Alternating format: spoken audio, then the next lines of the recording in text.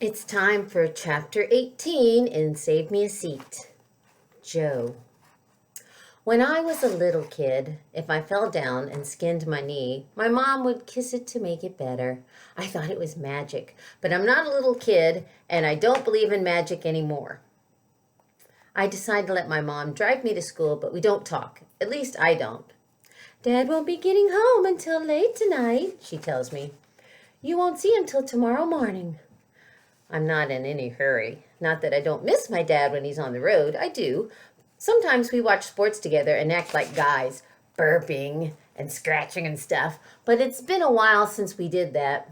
Mom hasn't said anything, but I'm positive I'm right about the reason he's coming home early. I know the drill. She's going to make us have a family meeting, and I'll sit there and say nothing. My dad will tell me to man up. And when it's finally over, nothing will have changed. Mom will still be the lunch monitor. Dylan Sam Ream will still be giving me a hard time about it. And fifth grade will still be as bad as it was before. Hey, bud, not putty, Dylan says to me as I walk into room 506. He's standing by the door.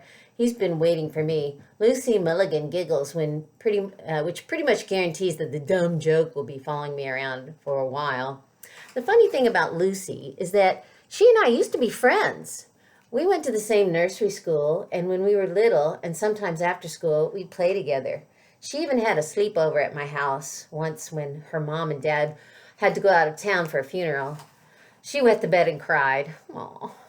My mother put the dirty sheets in the washing machine, and Lucy made me promise that I wouldn't tell anybody at school about it. I never did.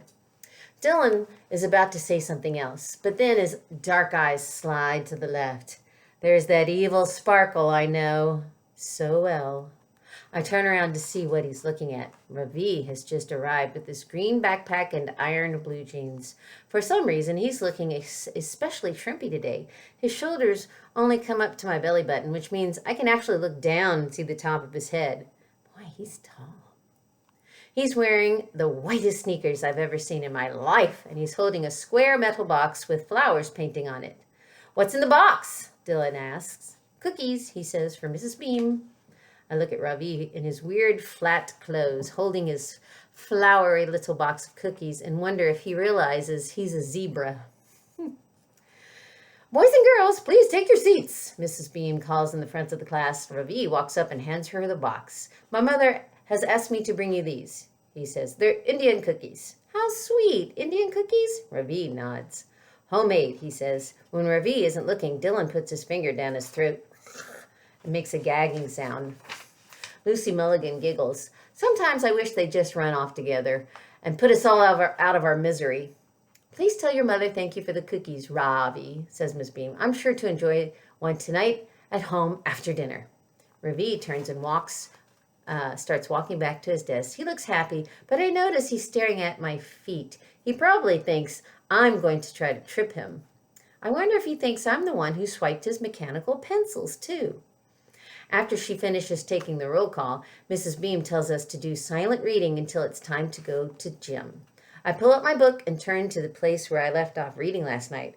I've only got a few more chapters to go on, and I want to know how the story turns out. Dylan asks if he can go to get a drink of water, and I can tell he's up to something. Sure enough, on the way back, he tosses a folded up piece of paper on my desk. I open it up, and there's a drawing of a bunch of people. Almost everyone is wearing a shirt that says, I'm with stupid on it. And under the arrow, pointing to the left, there are only two exceptions. One is a really tall boy wearing giant shoes that look like boats. I'm stupid, it says on his shirt. Oh, that's so mean.